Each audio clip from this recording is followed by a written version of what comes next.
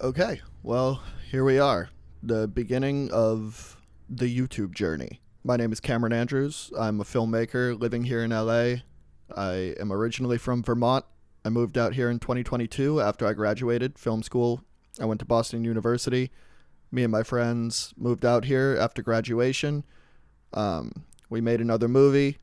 We're trying to make another movie yet again, and here I am trying to do the YouTube thing. And before I jump into, this video, what this video is going to be about, I guess I just want to give a bit of an introduction of some kind because this isn't really something I've ever done, this long form sort of content. I haven't even really done a lot of short form content. But as I said, me and my friends were getting ready to make another movie. We have a screening set up in LA for August of my previous movie, Missing Pieces. And we've just got a lot of stuff going on film-wise that we're excited about. And so, that kind of means getting out into the world, putting ourselves out there a little bit, promoting stuff, being more visible, basically, which is never something I've been super good at or loved, but it's something I need to get better at, and it's something I'm trying to do. So here we are. We're doing YouTube, and this is the first video. And yeah, I mean, when it comes to the idea of making content, doing that, all that stuff, it's not something that I'm immediately jumping for joy at. But when I think about it, what is something I can do that I won't hate and that might be beneficial to people, or when I think about even just like how I want to come across, like how I hope people see me when I put this stuff out there, something that immediately pops to my mind is that, I want to be known as somebody who cares about film as an art form. Film has given a lot to me. One of the first moments in my life that I realized I really loved it was when I was watching Martin Scorsese's Masterclass when I was a kid. I had just graduated high school, and his passion for it meant so much to me that, that's important for me to kind of pay forward, I guess. I don't do this because I see it as a path towards something. I do this because I really love it and because I care about the art form. And so when I am making content and doing all this stuff that's not actually my, what I necessarily am passionate about, the creative side of things, I want to make sure that I am still injecting some of my passion into it. And, something I am passionate about beyond making my own films is watching other people's and, trying to understand them, trying to understand other artists' languages and how they tell their stories. And, kind of breaking down that process for people is something that I think is cool. I'd like to teach eventually. I'd like to maybe be a film professor. As a high school kid, I didn't have any sort of film school, film classes available to me. And so I never really even considered it until I started, getting closer to college. And so, I don't know, that's something that I am also passionate about is, just getting that knowledge out there for people and helping people to learn a little bit more about what really makes film a special art form. I don't know, beyond the studio system and celebrity culture and all that stuff, because it's so much more than that. That said, I thought maybe it would just be fun for me to go a little bit deeper than just talking about movies I've been watching and basically reviewing them, which I've done a lot on social media. I also use Letterboxd and I write a lot of long reviews. You can follow me on Letterboxd if you want, CEA98. I write reviews for pretty much every movie I watch, but I thought it might be fun to go a little bit deeper than that. Something my first directing professor told me was that, after that class and after starting to really dive into what it was to be a director, that I'd never watch a movie the same way again. And he was right, for sure. And it's something that at the time I was a little bit upset about, that I kind of lost the ability to enjoy movies as a passive observer. I can't really get swept up in them to the same extent that I used to. I still can, and that's, something that makes great movies great. But as a director, I am watching movies differently than I was before I really learned what it was to be a director. And something I love doing with my own movies when we've showed Missing Pieces at festivals and stuff and done the Q&As, I love when people ask me questions about choices I've made and I get to explain that. Like, that's so fun to me. And something I think is cool is that, like, when I watch movies, I am basically asking those questions of the filmmakers. Obviously, I'm not able to talk to them actually, but I'm asking those questions in my mind. I'm trying to figure out why they made the choices they made. And so I just kind of got the idea that maybe that's something I could do to kind of give some people insight into maybe what a director is looking for, what they see when they're watching movies. So I'm going to do that. I thought maybe I could start with a favorite movie of mine, or maybe a more recent movie like Obsession or something, which I'm sure I'll still do. But ultimately, I just settled on doing a scene from a movie I just watched, just to kind of show that, like, you know, this isn't something that is rare. This is, you know, every movie has intentional choices, or a lack of intentional choices. And it's something you can look for in any movie. So I'm going to kind of break down the most recent movie I watched, which is The Battle of Algiers, a classic that I've always wanted to watch, that I finally got to watch, and that lived up completely to the hype. And so I thought it'd be fun to just do the opening scene from that movie and kind of give you guys an idea of what I'm looking for in a scene as a filmmaker. So let's get into it. Okay. So yeah, I'm just going to do the first scene from this one, because otherwise it'd be a much longer video. And maybe I might do that eventually, just really like go for it, like really dive into it. But I wanted to kind of test the waters first, just see if this is something that's even cool. Who knows, maybe this is pointless. But here we go. Right off the bat, I mean, opening shots are so important. The opening and the closing shot is something that I've always been taught is very important to pay attention to and to make a choice on. I mean, your opening shot, it's like it's setting the tone for the entire movie. And beyond setting the tone, it's you know, the audience's first introduction to your story. It's your first chance to say something to them. And so I always look for the first shot. I feel like in the best movies, it's always saying something. And here, immediately, let it play a little bit, I'm noticing that the camera is kind of pulled back. It's not close up on any character. This guy here in the middle is very centrally framed. He's the focus of the shot. I'm also seeing that it's kind of naturalistic. There's no sort of super heavily stylized lighting, pretty wide depth of field. We're not being forced to focus on anything in particular. We are kind of just seeing this scene as it is. That said, the perspective is important here. Like I said, he is clearly centered in the frame. As we see more of these soldiers walking in, they're starting to surround him. He finally came clean. Clearly, he just gave up some piece of information. Presumably, he was tortured. And so we're seeing him here surrounded by all these soldiers. And what that says to me is that we're supposed to, or we're meant to feel the isolation. He's meant to feel like a man alone in the middle of this group of people that is not his. He's alone in this.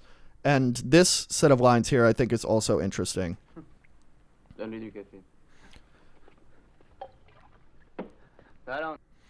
Give him some coffee.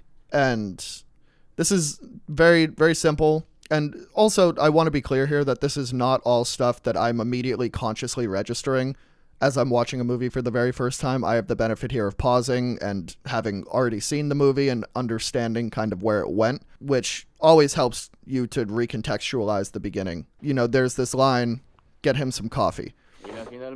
And we see the action play out. Give him some coffee. The guy goes to grab him coffee, but he's pushed into the back of the frame. He's not in the light. He's, you know, muddy, hard to see. That action is not emphasized.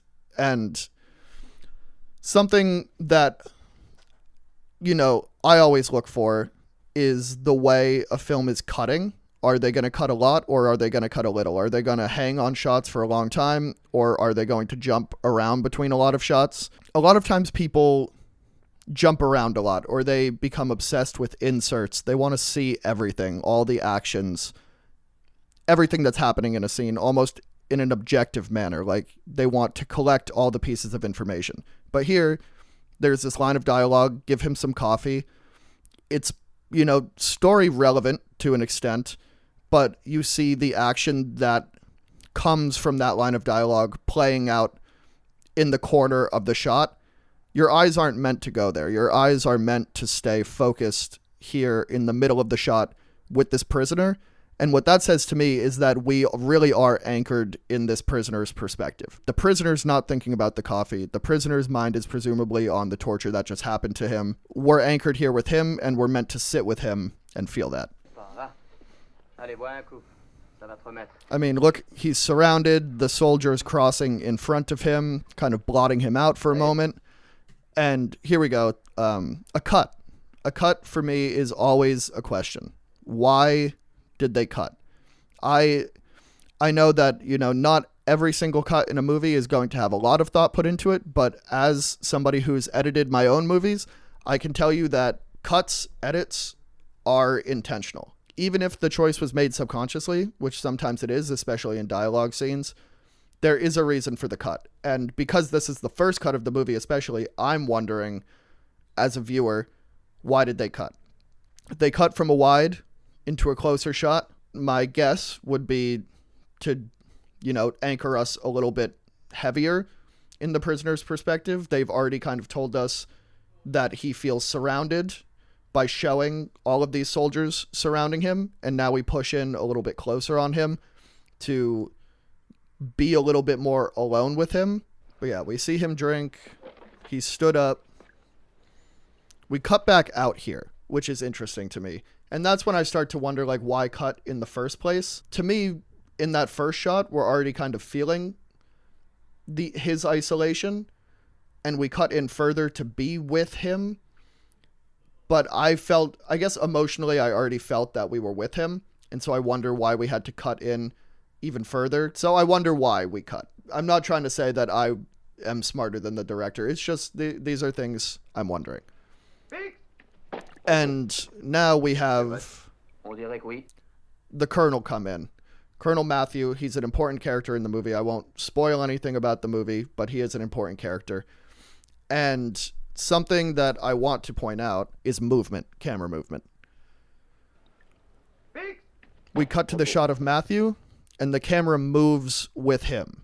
It pans as he walks, and immediately that's telling me that he has gravity. He's important enough that the camera needs to follow his movement. It is now placing an importance almost equal to the prisoner on Matthew. So the camera seems to have been anchored in both of their perspectives at different points in the scene, which lets you know that this is really a scene about these two in some way.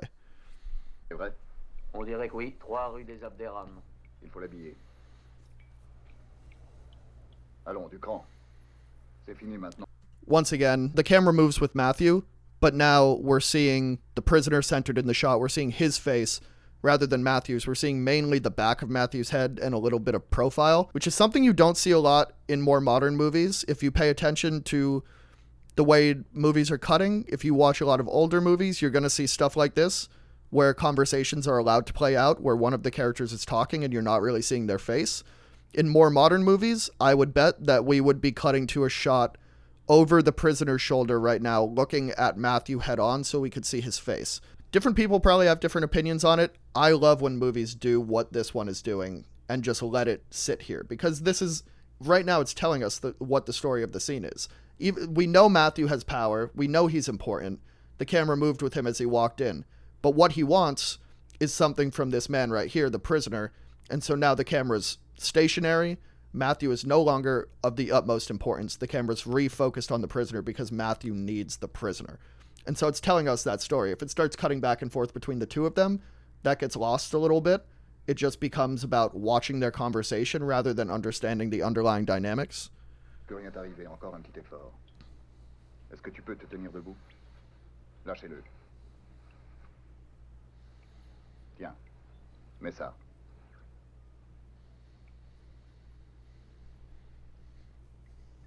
Ça t'ira très bien. Notice how still it is, not cutting at all. Aller à la Casbah et avec ça, ils ne pourront pas te reconnaître. And something also to note is that, yes, the prisoner is important here, but you're also seeing still the weight that Matthew has. He's taller. He's framed in front of the prisoner. He's made to look a little bit imposing. It's still almost like, even though the prisoner is the center of the shot and what everybody's focused on here, he doesn't have any power in the situation. He's surrounded and he's helpless. And so you're getting both sides of the equation from this one shot. Tu as compris? Tu vas nous indiquer l'endroit où se cache Ali Lapointe. Après, tu seras libre. And we cut again, where close up on the prisoner again. This one, when I was watching it for the first time, I noticed particularly, I was like, why? Why did we do this? Because it's so quick. Notice how quick that was. Cache Ali Lapointe. Après, tu seras libre. Donnez-lui une casquette et habillez. Why? Right? Like, it's naturally, I think it's just natural to wonder, why did we cut in so quickly, especially when we'd been holding in such a long shot for so long. And I think that maybe that's tough for filmmakers too. Sometimes I know it's tough for me, is when you do hold a shot for a really long time and you cut out of it, it almost feels awkward. But when you watch it again, you see that line right before the cut is, show us Ali Lapointe's hideout. And then it cuts in. And so, because that's the only change, or the only new piece of information being revealed right before the cut, the dynamic doesn't change a lot. He just demands that this guy show them one of his fellow rebels' hideouts. So what that says to me is that maybe it's pressure. That maybe that's why we're pushing in. Après, tu seras libre. Donnez-lui une casquette et habillez-le. We cut back out. Same shot as before. And then we cut again. And we'll let this play out for a sec. Allons-y.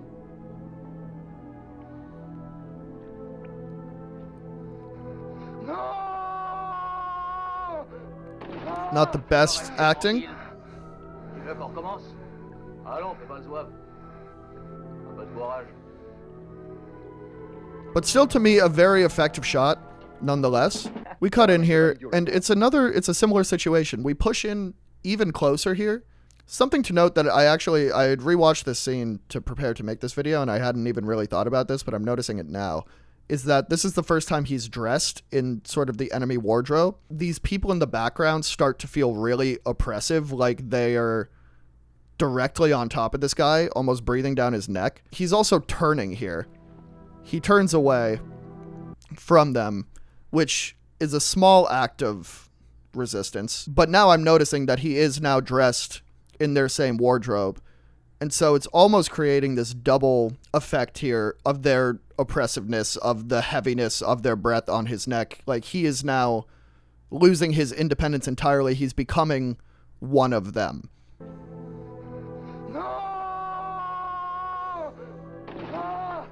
So he makes a break for it. It's another cut, but one, in this case, I think a cut really just to follow the action. He's grabbed physically, which is also something important to note. The camera is not the only way to tell the story. The blocking of actors is another way to tell the story. He tries to make a break for it. He's caught. He's pulled back. He's funneled back into this group here. The camera swoops around behind him. We lose track of his face. We see Matthew's face looking down at him. And he's pushed into the doorway, literally like almost eclipsed by these people who are grabbing him.